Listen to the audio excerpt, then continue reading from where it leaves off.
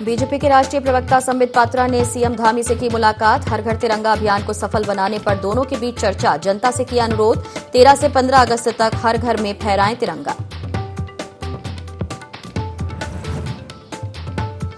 संबित पात्रा संग सीएम धामी पहुंचे बीजेपी प्रदेश कार्यालय। तिरंगा हाथ में उठाकर किया अभियान का शुभारंभ। कहा, प्रदेश के 20 लाख घरों में फहराया जाएगा तिरंगा।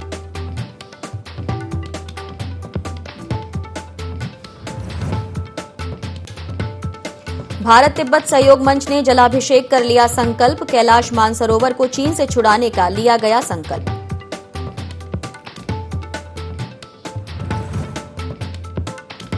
देहरादून के डोईवाला में वन विभाग की ऊर्जा बाढ़ बनी शोपीस। गुलदार ने हमला कर बछिया को बनाया निवाला। ग्रामीणों में आक्रोश।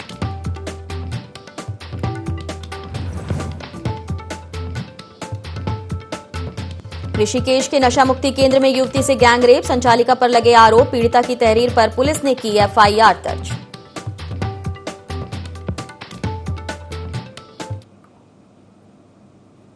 नमस्कार, आप देख रहे हैं देवभूमि लाइव। आपके साथ मैं हूं नाज़नीन नकवी। शुरुआत करेंगे खबरों के साथ। उत्तराखंड के मुख्यमंत्री पुष्कर सिंह धामी ने भाजपा के राष्ट्रीय प्रवक्ता संबित पात्रा के साथ हर घर तिरंगा अभियान की तैयारियों के संबंध में विचार विमर्श किया।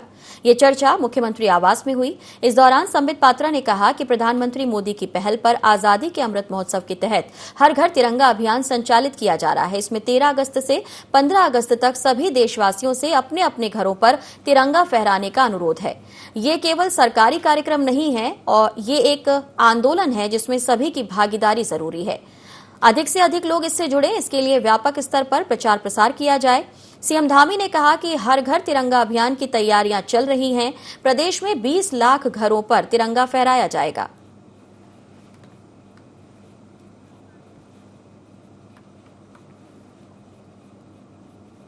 देहरादून में हर घर तिरंगा अभियान को सफल बनाने पर अभियान में प्रदेश भाजपा भी जुट गई है। इस दौरान बीजेपी प्रदेश कार्यालय में सीएम धामी के साथ राष्ट्रीय प्रवक्ता संबित पात्रा पहुंचे। कार्यकर्ताओं ने उनका जोरदार स्वागत किया। वहीं कई कार्यकर्ता तिरंगा लेकर भी नजर आए। इस दौरान सीएम ने कहा कि आजादी का अमृत महोत्सव मनाया जा रहा है, जिसको लेकर उत्तराखंड के 20 लाख घरों पर तिरंगा फहराया जाएगा।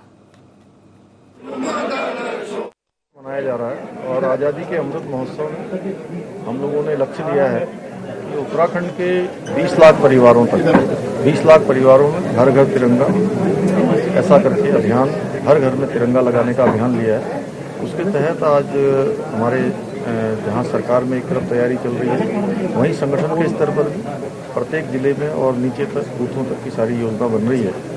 उसी योजना के तहत आज हमारी बैठक है और इससे पहले भी हम लोग आज 2 बैठकें कर चुके हैं। इसमें हमने स्कूल के सभी यहाँ के संचालकों को, प्रबुद्ध वर्ग के लोगों को, विभिन्न क्षेत्रों में काम करने वाले जो विशिष्ट महानुभाव हैं, उन सभी के साथ अभी हम लोगों ने बैठक की है और सभी से आह्वान किया कि जो हमारे आज़ादी का अमृत महोत्सव है और आज़ादी का अमृत काल जो 15 अगस्त 2022 के बाद प्रारंभ होगा, उसमें हमारे नौनिहाल बच्चे वो उन सबको इस कार्यक्रम से जोड़ना है, तिरंगा अभियान से जोड़ना है। और सभी ने जो है हम लोगों को कहा है कि सभी लोग पूरे जोश के साथ पूरे उत्तराखंड के अंदर दूर दराज में हर घर में तिरंगा लगाएंगे। हम सबका आह्वान भी करते हैं कि सभी लोग इस राष्ट्रभक्ति के कार्यक्रम में। जसपुर के महुआ डाबरा में महिला सशक्तिकरण एवं बाल विकास मंत्री रेखा आर्या पहुंची, जहां भाजपा कार्यकर्ताओं ने फूल मालाओं के साथ उनका स्वागत किया। वहीं पूर्व विधायक शैलेंद्र मोहन सिंघल ने मंत्री रेखा आर्या को क्षेत्र की कई समस्याओं की जानकारी दी। ग्रामीणों ने अपनी समस्याओं को लेकर ज्ञापन सौंपा। मंत्री रेखा आर्या ने समस्याओं के निराकरण का भरोसा दिया और जानकारी देते हुए बताया कि सरकार 29 अगस्त खेल दिवस के दिन मुख्यमंत्री खिलाड़ी उद्यमान योजना के तहत 8 साल से 14 साल तक के बच्चों को खेल स्कॉलरशिप से जोड़ेगी। इसमें 1500 रुपए की धनराशि स्कॉलरशिप के रूप में दी जाएगी ताकि खेल के प्रति उनकी रुचि बढ़ सके। आने वाले समय में बच्चों को खेल में प्रोत्साहित करने के लिए हम 29 अगस्त को जिस दिन खेल दिवस होता है, उस दिन हम लोग मुख्यमंत्री खिलाड़ी उद्यमान योजना, जिसमें कि खिलाड़ियों को जो कि 8 वर्ष से लेकर 14 वर्ष तक के हमारे बच्चे होंगे, उनको खेल स्कॉलरशिप से जोड़ रहे हैं ताकि बचपन से ही उनकी खेल की नर्सरी और खेल के प्रति उनका प्रयास अभ्यास उनकी रुचि जो है वो बढ़ सके। 1500 रुपये की यह धनराशि रहेगी जो स्कॉलरशिप के रूप में उनको प्रदान की जाएगी और आने वाले समय तक में उनको इस प्रकार से प्रशिक्षित और इतने अवसर दिए जाएंगे ताकि उनके अंदर खेल के प्रति इंटरेस्ट बना रहे और खेल प्रतियोगिताओं के प्रति वह लगातार जो है अपनी निपुणता दिखाते रहे। और अब बात ऋषिकेश के नशा मुक्ति केंद्र की, जहां युवती से गैंगरेप की खबर सामने आई है। कोल्ड ड्रिंक में नशीला पदार्थ मिलाकर इस घिनौनी हरकत को अंजाम दिया गया। वीडियो बनाकर आरोपी युवती को धमकाते रहे। पीड़िता ने नशा मुक्ति केंद्र संचालिका समेत 2 अन्य युवकों के खिलाफ केस दर्ज कराया है, जिनकी मिलीभगत से युवती गैंगरेप का शिकार हुई। पुलिस ने मामले में जांच शुरू कर दी है। युवती ने एक युवक के खिलाफ बलात्कार का मामला की शिकायत की है, जिसमें लोग पंजीकृत किया गया है। इसकी वजह से कि ये लड़की तो जनपद हरिद्वार की निवासी है, लेकिन उसके द्वारा बताया गया कि कुछ समय से केस में रहती थी, जहाँ पर उसके एक साथी युवक ने उसके साथ दुराचार किया। और ज्यादा जानकारी के साथ संवाददाता अमित जुड़ गए हैं। अमित, और क्या कुछ निकलकर सामने आया है? जानकारी ली गई है पुलिस की तरफ से, वहां पर किस तरह का व्यवहार होता है, क्योंकि जैसी शिकायत आई है उस मामले में संचालिका भी इसमें शामिल बताई जा रही है। जिस तरीके से खुलकर मामला सामने में आया है कि एक तो युवती है हरिद्वार निवासी, वो ऋषिकेश कोतवाली में पहुंचती है और अपनी रिपोर्ट दर्ज करवाती है कि मेरे साथ गैंग रेप हुआ है। उसको लेकर जब पुलिस जांच में जुटी तो देखा गया है कि जो जिस भवन में नशा मुक्ति केंद्र के नाम पर एक आरोपी महिला द्वारा जो संचालन किया जा रहा था वो एकदम फर्जी निकला और वो फर्जी तरीके से नशा मुक्ति केंद्र चलाया जा रहा था। इसका स्वास्थ्य विभाग के अंतर्गत किसी भी तरीके का रिकॉर्ड सामने नहीं आया है और यह बिल्डिंग बीते 30 तारीख को ही खाली कर दी गई थी और यहाँ पर यह मामला काफी दिनों से चल रहा था और पुलिस की नजरों से हटकर था। ये माने कि पुलिस की संलिप्तता इसमें पाई गई है। देखा गया है कि पुलिस को इसकी बिल्कुल भी जानकारी नहीं थी, लेकिन जब युवती जो ये पीड़ित युवती है कोतवाली पहुंची उसके बाद पुलिस जांच में जुट गई है। अमित, कुछ और जानकारी मिल सकी है कि कब से ये संचालन हो रहा था यहाँ पर नशा मुक्ति केंद्र का? जैसा कि आप कह रहे हैं कि जानकारी पुलिस तक नहीं पहुंची, लेकिन कितना समय हुआ इसके संचालन को? जिस भवन को किराए पे लिया गया था तो हमने भवन स्वामी से जब बात करने की प्रयास किया तो भवन स्वामी का कहना है कि लगभग 1 साल हो चुका है जो लोग वहां पर किराए पे वो भवन को 3 मंजिला भवन को लेकर किराए पे नशा मुक्ति केंद्र संचालित कर रहे थे, उनके पास उसका एग्रीमेंट भी है और 1 साल से लगभग यहाँ पर नशा मुक्ति केंद्र चल रहा था जो कि बिल्कुल अवैध तरीके से चल रहा था। वहाँ पर किसी प्रकार का नशा मुक्ति केंद्र का वो लाइसेंस नहीं था और जो पीड़ित युवती है उसका ये कहना है कि वहाँ पर जिसम रस्सी का धंधा भी चल रहा था, साथ में सलून और अन्य तमाम मसाज पार्लर के नाम पर अन्य अलग अलग तरीके की गतिविधियां। अमित, इस मामले में पीड़िता ने FIR करा दी है, लेकिन किसी की गिरफ्तारी हो सकी है? कुछ जानकारी और मिल सकी है? उनके परिजनों की जानकारी, संचालिका जो यहाँ पर नशा मुक्ति केंद्र चला रही थी? अभी जो पीड़िता ने अपनी रिपोर्ट दर्ज करवाई है, प्राथमिकता का आधार पर पुलिस ने अभी जांच शुरू कर दी है और लगातार वहाँ पर अभी जो जिस भवन में नशा मुक्ति केंद्र चल रहा था वहाँ पर कोई मिला नहीं है, लेकिन लगातार पुलिस जांच कर रही है और जो आरोपी लोग हैं उनकी तलाश कर रही है और अब देखने वाली बात होगी पुलिस को किस तरीके से इस मामले में सफलता मिल पाती है। इतना बड़ा मामला निकलकर सामने आया है, जिस तरीके से गैंग रेप की बात आई है कि युवती ने इस मामले में FIR दर्ज कराई है, क्या अब इसके बाद पुलिस प्रशासन की तरफ से ऐसे और नशा मुक्ति केंद्र या जो दूसरे NGO संचालित हो रहे हैं उन पर नजर रखी जाएगी कि किनकी परमिशन है और कौन से ऐसे NGO या फिर नशा मुक्ति केंद्र जो अवैध तरीके से जिनका संचालन हो रहा है, जो रिकॉर्ड में ही नहीं है? कहीं ना कहीं इस मामले के सामने आने के बाद पुलिस भी सतर्क हो गई इन चीजों को लेकर और लगातार छापेमारी कर रही है। जिस तरीके के होटल या अन्य जो लगते हैं इस गतिविधि में शामिल लगते हैं, मसाज पार्लर या अन्य जगह पर सैलून है, वहाँ पर लगातार सत्यापन अभियान चला रही है और मालूम कर रही है कि किस तरह की गतिविधियां इन सेंटरों में चल रही है। धन्यवाद जानकारी के लिए अमित।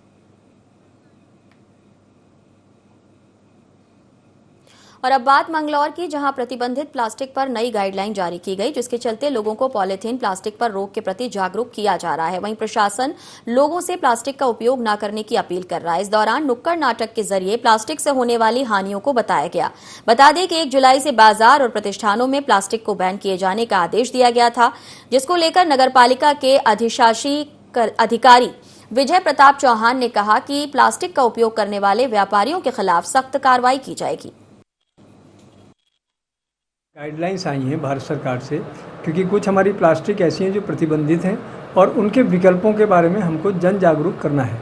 तो एक नुक्कड़ नाटक के माध्यम से हमने जनता को ये समझाया है कि कौन सी प्लास्टिक को उपयोग करना है और कौन सी प्लास्टिक को हमको नहीं करना है, ताकि जब हमारी चालानी कार्रवाई हो या हम शहर में कोई जब्ती करें तो उन लोगों को इस बात का संज्ञान हो कि हम कौन से प्लास्टिक को नहीं उपयोग करेंगे और अपनी दुकानों पर नहीं रखेंगे, या हम कौन सी प्लास्टिकों को यूज़ करेंगे और हम उसके लिए किसी प्रकार से हम चालानी कार्रवाई हमारे पर नहीं होगी। तो यही जन जागरूक करने के लिए हमने एक नुक्कड़ नाटक जो है आयोजन करा है, और इसी प्रकार से अन्य क्षेत्रों में भी नुक्कड़ नाटक किए जाएंगे।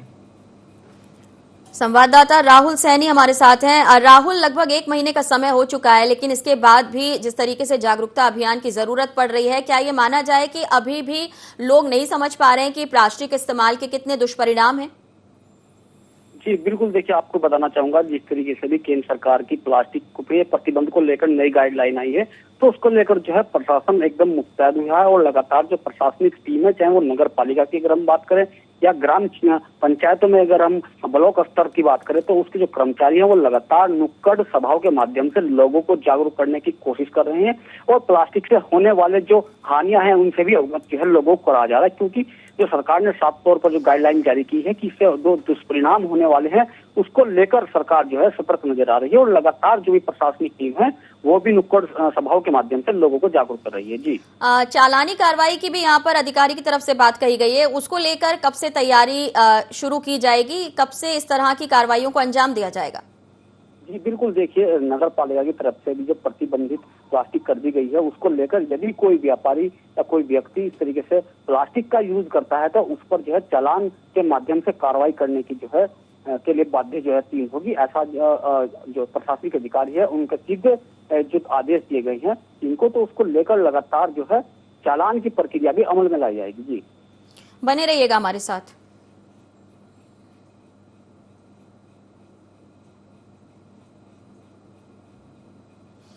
बात करेंगे अगली खबर की। सावन महीने के तीसरे सोमवार को शिवालयों में शिव भक्तों की भारी भीड़ देखने को मिली। शिव भक्त मंदिर पहुंचकर जलाभिषेक और रुद्राभिषेक करते नजर आए। सुबह 5 बजे से शिवालयों में भक्त भगवान भोलेनाथ के दर्शनों के लिए कतारों में दिखे। बता दें कि सावन के सोमवार का विशेष महत्व होता है। हिंदू मान्यताओं के अनुसार सावन के सोमवार 16 सोमवार के बराबर माने जाते हैं।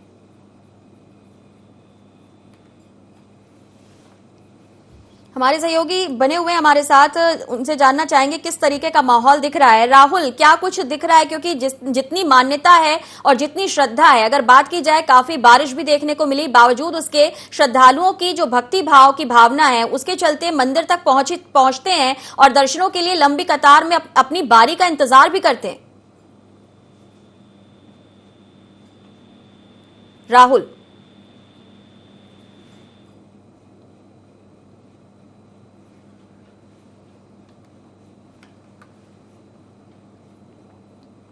बात करेंगे अगली खबर की। हरिद्वार के लश्कर क्षेत्र में भारी बारिश के कारण गंगा नदी उफान पर है। वहीं गंगा नदी का रौद्र रूप देखा जा रहा है। बता दें कि गंगा तटीय गांव में 2017 में बाढ़ आई थी, जिससे गंगा नदी का बांध टूट गया था। मरम्मत राजनीतिक कारणों के चलते अभी तक नहीं हो पाई। वहीं अब किसानों के साथ साथ नदी किनारे बसे ग्रामीणों को गंगा का खौफनाक नजारा देखकर चिंता सताने लगी है। प्रशासन द्वारा बाढ़ चौकियों को नदी किनारे तैनात किया गया है। जो फसल को प्रभाव पड़ेगा, मिट्टी का जो उबाल पड़ेगा, ये गंगा में फसल में जाएगा और फसल जो सारी दब जाएगी। और गंगा में कटाव भी चल ही रहा और बंदा जो हो तटबंध टूट ही रहा कई जगह, इससे गाँव में भी पानी जाएगा। फसल में तो जाएगा ही जाएगा, पर गाँव में भी जाएगा। अरे अपना जो गन्ना मर रहा, जो पूरी फसल लगा दी, इसमें सारा पैसा लग रहा, मेहनत लग रही, इससे भी समस्या और नुकसान है वो।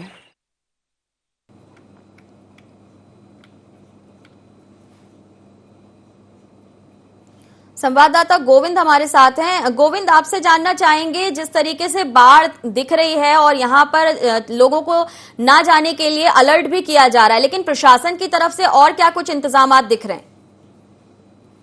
बिल्कुल, आपको बता दूं, जिस तरह से लगातार पहाड़ों पर बारिश हो रही है, बारिश के चलते जो है, अगर हम पर्वतीय जिलों की बात करें तो पर्वतीय जिलों पर जो है कई सड़कें बाधित हैं, कई राजमार्ग बाधित हो चले हैं। तो उसके चलते हुए लगभग अगर बात पूरे प्रदेश भर की करें तो हम 274 जो सड़कें हैं अभी फिलहाल बंद है, लेकिन उसमें से जो है लगभग 76 सड़कों को अब हाल खोला जा सकता है। लेकिन हम बात मैदानी क्षेत्रों करें तो जिस तरह से लश्कर में लगातार सोलानी नदी और नीलधारा का जो जल स्तर है वो अब बढ़ा देखा जा सकता है, क्योंकि नीलधारा जो गंगा है लश्कर के पास से होकर गुजरती है।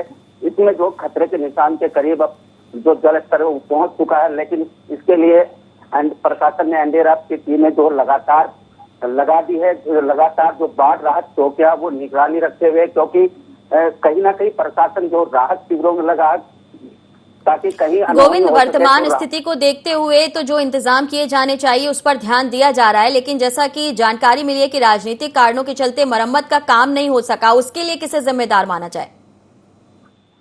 देखिए, बिल्कुल आपको बता दूं ये बिल्कुल सही है, क्योंकि जब मौसम की बरसात का मौसम आता है तो तब प्रशासन इसका ध्यान नहीं रखता। जिस तरह से सड़कें टूट जाती है या फिर बाढ़ की स्थिति बन जाती है, या जिस तरह से जो तटीय जो तटबंध होते हैं, गंगा के तटबंध होते हैं, उन पर मरम्मत नहीं होती, तो कहीं ना कहीं सरकार की अनदेखी जरूर कह सकते हैं, क्योंकि बाढ़ के समय में ही प्रशासन ध्यान देता है, लेकिन अगर यही ध्यान उस समय ऐसे दिया जाए तो इस तरह की स्थिति नहीं बन सकती। चलिए, शुक्रिया जानकारी के लिए। देहरादून पुलिस को 2 अलग अलग मामलों में बड़ी कामयाबी मिली है। साल 2019 में उत्तराखंड आयुर्वेदिक यूनिवर्सिटी में फार्मासिस्ट पदों पर नौकरी लगवाने के नाम पर ठगी के आरोप में फरार चल रही एक अभियुक्ता को उत्तराखंड पुलिस की स्पेशल टीम एसओजी ने मुंबई से गिरफ्तार किया, जिसे देहरादून लाया गया। पिछले 2 सालों से फरार चल रही अभियुक्ता मुंबई के रायगढ़ में एक फ्लैट में रहती थी। उत्तराखंड पुलिस ने स्थानीय पुलिस के साथ मिलकर इस अभियुक्ता को मुंबई से गिरफ्तार किया है, जबकि इसी मामले में अभियुक्ता के पति को पुलिस ने साल 2020 में ही गिरफ्तार किया था, जो जेल में बंद है। आज 2 चीज़ों का हम खुलासा करने जा रहे हैं। एक तो 15,000 की एक जो है इनामी अभियुक्ता जो पिछले 3 साल से अकाउंट चल रही थी, उसका नाम है योगिता धुलिया। इसकी अरेस्टिंग हुई है, इनकी अरेस्टिंग की है। हमारी एसओजी की टीम यहाँ से उसके बारे में जानकारी सर्विलांस के माध्यम से जानकारी करने के बाद मुंबई गई थी, और मुंबई में उनका 28 तारीख को अरेस्टिंग हुई है। वहाँ से ट्रांजिट रिमांड पर लेकर के यहाँ आए हैं, और आज उस अभियुक्ता को हम लोग एक प्रॉपर जो रिमांड होता है कंसर्निंग कोर्ट में वो करने जा रहे हैं। वीरेंद्रनगर बाजार में ये हर्षित भाटिया जी हैं, उनके सैनिटरी की दुकान में लगभग 2 लाख की चोरी हुई थी। सैनिटरी का सामान गया था, और उसको भी हम लोगों ने कल वर्कआउट कर लिया। कल शाम को हमारी टीम ने, प्रेमनगर थाने की टीम ने, 3 महिलाएं हैं, ये बिहार की रहने वाली हैं। यहाँ पर कांवली रोड के इलाके में ये लोग किराए पर रहते हैं। एक पुरुष है, वो कपड़ बिनने का काम करता है, वो भी बिहार का रहने वाला है। तो इन 4 लोगों की अरेस्टिंग की है, और पूरी टीम को मेरे तरफ से 5,000 रुपये का नगद इनाम की घोषणा। उधम सिंह नगर के खटीमा में सूदखोरों से तंग आकर युवक ने आत्महत्या कर ली थी। वहीं इस मामले में पुलिस ने 5 आरोपियों को गिरफ्तार कर लिया है, जिनको गिरफ्तार कर जेल भेजने की कार्रवाई की गई। बता दें कि आत्महत्या से पहले युवक ने अपनी परेशानी को सोशल मीडिया पर बयां किया था, जिसका वीडियो वायरल होने के बाद क्षेत्र में हड़कंप मच गया था।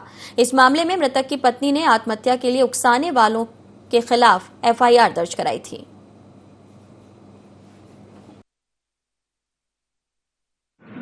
ब्याजियों से परेशान होकर के फांसी लगा करके अपनी आत्महत्या की थी। जो फांसी लगाने से पूर्व उसने अपने वीडियो में जो है उसको वायरल किया था। उसी के अनुसार उनकी पत्नी की तहरीर के आधार पर जो है एक यहाँ पर अभियोग पंजीकृत किया गया था, जिसमें बाजार चौकी होशियार सिंह के द्वारा उसमें जो है विवेचना की गई, जिसमें उस अकील अहमद के अकाउंट में पैसा लेन देन का प्रकरण जो है साफ 5 अभियुक्तों को अभी तक जो है उसमें नामजद हुए थे, जिनको गिरफ्तार कर लिया गया है। पहाड़ों पर लगातार हो रही बारिश के चलते लस्कर की सोलानी नदी और नीलधारा गंगा का जलस्तर बढ़ गया है। जलस्तर चेतावनी के निशान के करीब पहुंच गया है। बढ़े जलस्तर के चलते 1,500 बीघा खेतों में खड़ी फसलें जलमग्न हो गई हैं। जलस्तर को देखते हुए प्रशासन ने नीलधारा गंगा और सोलानी नदी किनारे बसे आसपास के 30 गांवों को अलर्ट कर दिया है। बताया जा रहा है कि नीलधारा गंगा का जलस्तर और बढ़ने से गंगा किनारे बसे अति संवेदनशील गांवों में बाढ़ का खतरा मंडराने लगा है। लस्कर बिजनौर उत्तर प्रदेश मार्ग पर पानी आने से संपर्क मार्ग भी बाधित होने की संभावना है। फिलहाल तहसील प्रशासन लस्कर ने एहतियात के तौर पर राहत शिविरों का प्रबंध किया है। हर आपदा से निपटने के लिए राहत चौकियां भी बनाई गई हैं।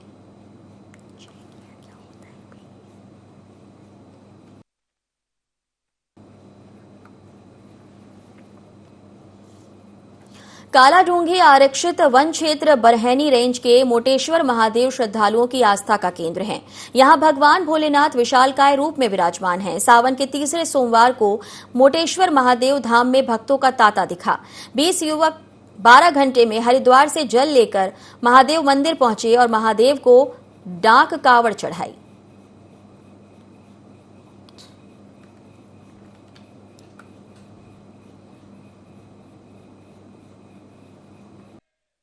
हमने संकल्प लिया था हरिद्वार से कि 9 बजे 12 घंटे 40 मिनट में हमने यहाँ डाक कवर चढ़ा दी है और इससे हमारे विभिन्न प्रकार की कुछ कठिनाइयाँ भी आई थी। मैं भोले बाबा की तरफ से इस बार हमने बहुत संपूर्ण तरीके से जल चढ़ाकर पूरा प्रदर्शन उठाई है।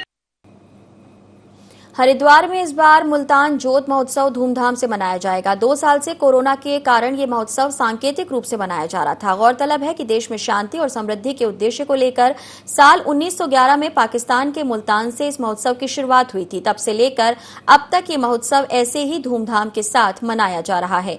अखिल भारतीय मुल्तान युवा संगठन से जुड़े पदाधिकारियों ने बताया कि इस बार मुल्तान जोत महोत्सव में आजादी के 75वें अमृत महोत्सव की झलक दिखाई देगी। आगामी 7 अगस्त को हरिद्वार में भव्य शोभा यात्रा निकाली जाएगी। शोभा यात्रा में मौजूद सभी लोगों के हाथों में तिरंगा होगा। यात्रा में गंगा मैया की जयकारों के साथ देशभक्ति के नारों का उद्घोष होगा। इसके साथ ही हर की पौड़ी पर दूध की होली खेली जाएगी। अपनी शोभा यात्रा में भी और सुबह जब हम दूध की होली खेलने के लिए जाएंगे, चाहे वो महिलाएं होंगी, उनके हाथ में तिरंगा होगा। और अपनी शोभा यात्रा में भी और सुबह जब हम दूध की होली खेलने के लिए जाएंगे, चाहे वो महिलाएं होंगी, उनके हाथ में तिरंगा होगा। नकली दवा कारोबारियों पर बड़ी कार्रवाई करते हुए एसटीएफ ने हरिद्वार के भगवानपुर क्षेत्र में एक दवा फैक्ट्री पर छापा मारा, जहां कोरोना के लिए जरूरी रेमडेसिविर को बड़े पैमाने पर तैयार किया जा रहा था। छापे के दौरान पता लगा कि इस कंपनी पर लाइसेंस तो है, लेकिन कोई दस्तावेज नहीं है, जिसके आधार पर कंपनी को सीज कर दिया गया और जरूरी दस्तावेजों को भी कब्जे में लिया गया। एसटीएफ हरिद्वार और देहरादून में भी ऐसी कार्रवाई कर चुकी है।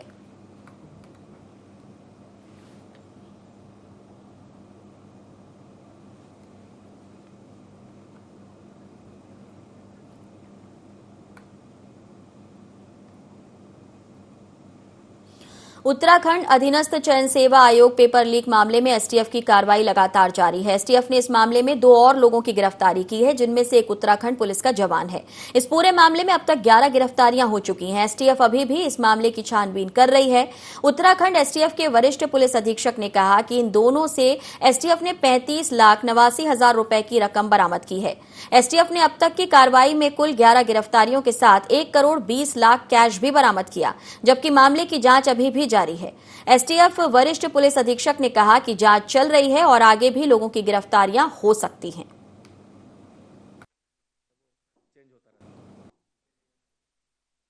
यूकेएसएससी में परीक्षा लीक का मैटर आया था, जिसमें मुकदमा दर्ज करके इसमें कार्रवाई चल रही थी। पूर्व में 9 लोग को इसमें गिरफ्तार किया जा चुका है और साक्ष्यों के आधार पर 2 गिरफ्तारी और की गई है, जिसमें दीपक शर्मा की अरेस्टिंग हुई है, जिससे जो है 35,89,000 भी बरामद हुए, जो विभिन्न परीक्षार्थियों द्वारा जो है कमीशन के तौर पर पेपर देने के नाम पर कलेक्ट किए गए थे।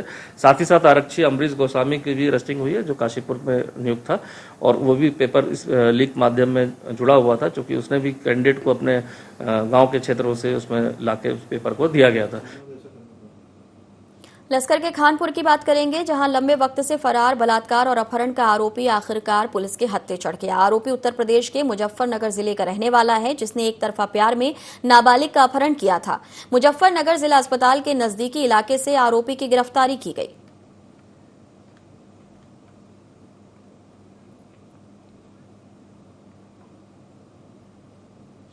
कोटद्वार में भारत तिब्बत सहयोग मंच के द्वारा संकल्प अभियान की शुरुआत की गई, जहां घराट स्थित शिव मंदिर में मंच के सभी सदस्यों ने शिवलिंग पर जल अभिषेक किया और इस दौरान हिंदुओं के पवित्र स्थल कैलाश मानसरोवर को चीनी कब्जे से छुड़ाने का संकल्प लिया गया। आज हम सब श्रद्धालुओं ने यहाँ सावन के तीसरे सोमवार में यह संकल्प लिया है कि भारत तिब्बत सहयोग मंच के द्वारा जो कैलाश मानसरोवर है, जो चीन के कब्जे में है, उसे हम मुक्त करेंगे। और आज हमने भगवान शिव से प्रार्थना करी है कि आज हम संकल्प लेते हैं कि इसे चीन के कब्जे से मुक्त करके स्वतंत्र करेंगे और सभी श्रद्धालुओं ने भगवान शिव का आशीर्वाद प्राप्त किया। डोईवाला के वन क्षेत्र की रामगढ़ रेंज में लाखों रुपए की सौर ऊर्जा बाड़ एकमात्र शोपीस बनकर रह गई है। सौर ऊर्जा बाड़ की रखरखाव सही नहीं होने की वजह से जंगली जानवर आबादी क्षेत्र में आ रहे हैं, जिसके चलते लगातार ग्रामीण इलाकों में जंगली जानवरों द्वारा पालतू मवेशियों को निवाला बनाया जा रहा है और वहीं घटना को लेकर ग्रामीणों में भी काफी दहशत है।